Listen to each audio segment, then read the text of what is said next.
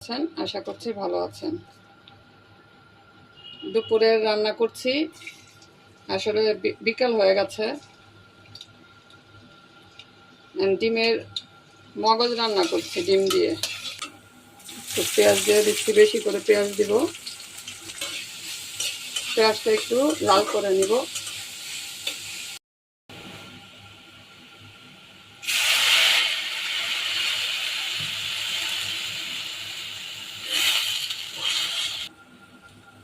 আদা রসুন বাটা, হলুদের গুঁড়া,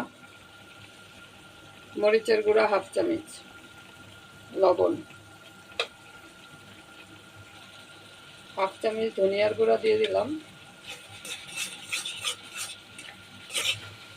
মশলাটা ভালো করে কষিয়ে নিয়েছি, এখন ডিমটা ভেঙে দিয়ে দিব।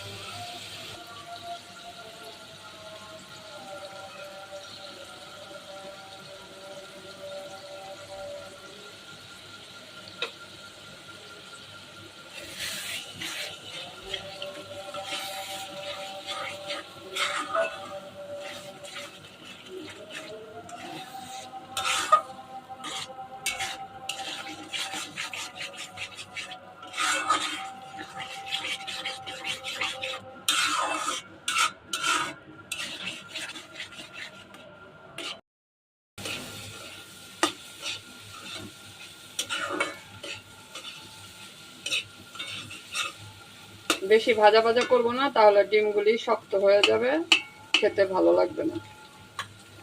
এখনই নামিয়ে নিব। নামানোর আগে একটু ভাজা জিরার গুঁড়ার ফাঁকি দিয়ে দিচ্ছি, কারণ কি ধনিয়া পাতা ছিল না, এই জন্য জিরার গুঁড়াটা দিয়ে দিচ্ছি। জিরার যে ঘ্রাণটা আছে সেটা ভালো লাগে ভাজাটা। আমার ডিমের মগজ রান্না হয়ে গেছে। এটা রান্না করতে সহজ, কিন্তু খেতে কিন্তু খুব ভালো লাগে। গরম ভাতের সাথে খুব মজা লাগে। এখন আমি এটা নামিয়ে একটা বাটির মধ্যে ঢেলে নিচ্ছি।